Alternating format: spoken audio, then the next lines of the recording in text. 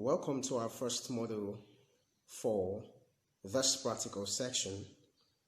And earlier on we said we're going to be discussing basically practical section and the basis in which we're going to be prepared for the forthcoming West African examination.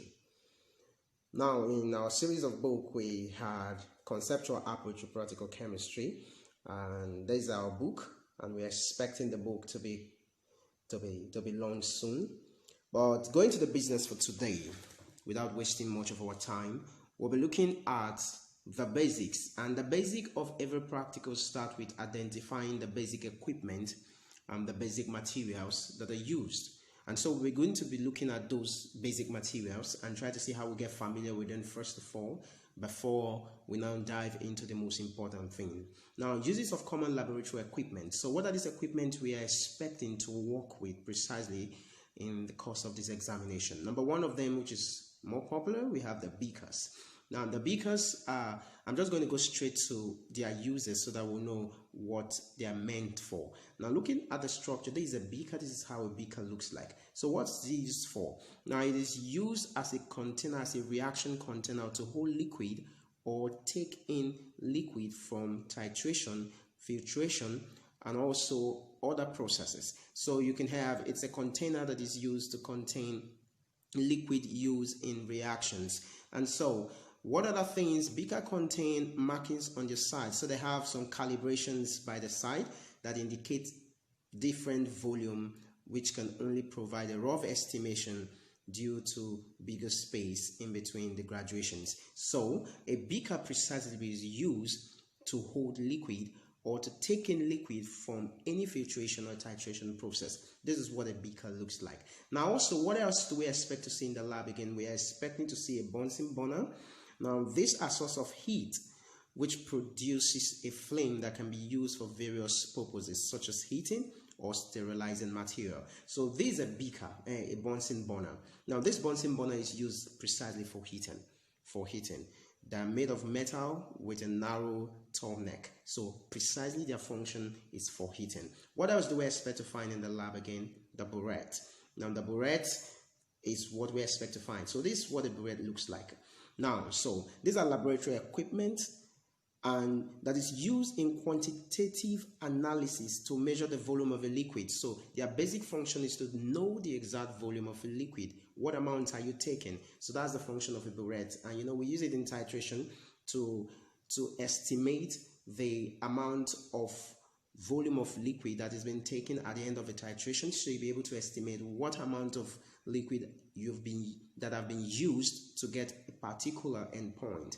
And so the liquid level before and after dispensation. So when you're titrating, what you dispense before and after is calibrated from the burette. And also we have, in the next slide, we're going to be looking at other functional properties and other basic materials we find in the lab. The droppers. The droppers are used most of the time to pick an amount, a small amount of liquid, most of the time as indicators. They are used as indicators containers. All right, so you use it to take indicators when you want to put 1 or 2 drop into a solution. So you use droppers. So droppers are meant for that purpose. So these are droppers, and so you use it to pick your methyl orange, you use it to pick your phenolphthalein. So that's the function. So we have the emerald flask, the conical flask. Now this flask has a wider base, flat base, and a narrow neck. It is useful in reaction, or it is used to hold liquids. And most of the time you use it to collect filtrates, and you put a filter paper on them with a funnel, and it has a narrow neck. That narrow neck prevents it from having splashes whenever you're trying to swirl, you're trying to stir your reacting mixture. And also on this platform we have the funnel. The funnel is what helps you to channel liquid from one container to another, or for filtering when a filter paper is attached to it. So the funnel, it's used to channel liquid from one container into another container. So it's a medium. So the funnel can be made from substances that do not react with the liquid being transferred. Example, we have glass, we have plastic, and we also have an aluminum foil and an aluminum funnel. So we have the graduation cylinder. The graduation cylinder is used for standardization. And so the graduating cylinder, they are a set of primary measuring tools used to measure the exact volume of a liquid. They are extensively used in the laboratory, where quantitative an accurate measurement of liquid is used. So graduating cylinder are very important. So that's the image of a graduating cylinder. All right, so also we have hot plate. Hot plate is also another item you can find in the laboratory. The hot plates, as just to say about the Bunsen burner, they are majorly meant for heating at a desired temperature at maybe 100 degrees centigrade or higher, and it is a preferred source of heating because it can be regulated. It can be regulated, and so hot plate is basically meant for heating. That's what the hot plate look like. And also we have pipette. Pipette is also one popular item in the laboratory. Pipette is specifically calibrated droppers that are used to dispense small quantity of liquids. And you know, pipette, we use pipette in the lab basically for the base. So we use pipette for the base in titration process. Now also, if pipette is used to take little quantity, otherwise dispenser in taking little quantity of base. And also, what else do we expect to find in the laboratory again? Retort stand, clamps, and rings. So this is also a very popular item you can find in the laboratory. They are pieces of scientific equipment to which clamp can be attached, which is used to hold test tubes and other equipment such as burette. Now, that means the retort stand has the potential of holding a burette and also other equipment during heating and other processes. Okay, so also we have in the laboratory what we're expecting to find: test tube and test tube racks. So these are test tubes and these are the racks. So where the test tube is resting in is known as the racks. Now the piece of laboratory equipment is used for holding, mixing, and heating small samples during laboratory process. That's for test tubes. They are used to hold, mix, or heat some small samples during laboratory processes. And also, as I said earlier on, where the test tube is rested in is known as the racks that holds the test tube. All right, so what about test tube holders? This set of apparatus is used for holding test tube during experiment when it should not be held by the hands. So we don't hold test tube when you're heating most of the time with your bare hands. So we use a holder. So this is what a holder looks like, holding the test tube right there. Now also, what about tongs? Tongs also function in the same way as holders, and they also functions just as forceps. They are carefully used for holding larger items that should not be touched with the hand, just as the way we talked about the holders. So these are forceps, tongs and forceps. All right, so we also have volumetric flasks. I think volumetric flask is also one very good glassware that is used for standardization and to prepare solutions. And they also have a very tiny line used for calibration. They come in different sizes. You have them in 500 ml, you have them in 1000, you have them in 250 thereabouts. So volumetric flask is a flask with a long neck and a flat base, which is used for calibration. All right, so how does a volumetric flask? This is a sample of a volumetric flask. That's how it looks like. So wash bottle. What do we expect from wash bottles? Wash bottles are used in the laboratory to clean most laboratory apparatus and also to help you dispense water in a controlled manner so that you don't overshoot the volume you expected at a point in time. They are used for dispensing small quantity of distilled water and also for diluting solution and washing precipitate. All right, so also we have wash glass. So wash glass are small flat or round piece of glass that are slightly concave or convex. They are mainly used to dry and weigh solid sample and for holding little quantity of liquid sample or for covering beakers or evaporating dishes. So majorly they are used for drying, for covering, and they're also used for holding some solid or liquid samples. Crucibles. Crucibles are containers made of inert material used to hold or heat reacting mixture. They are small clay cups that can withstand extreme temperature. So crucible, most of the times we put them in the kiln, in the furnace, most of the time use them to heat because they can resist high level of temperature. Now we have the wire gauge. The wire gauge is a mass of wire specifically used in the laboratory to support structures such as beakers or to be used by Bunsen burner and to heat diffuser to spread the heat of the flame more evenly. So the major function is to ensure that heat is spread more evenly on the heated container. That's what they do most of the time. Alright, so that's the image of a wire gauge. Now, digital weighing balance is another item you can get in the laboratory. Balance are designed to meet the specific weighing requirement in the laboratory.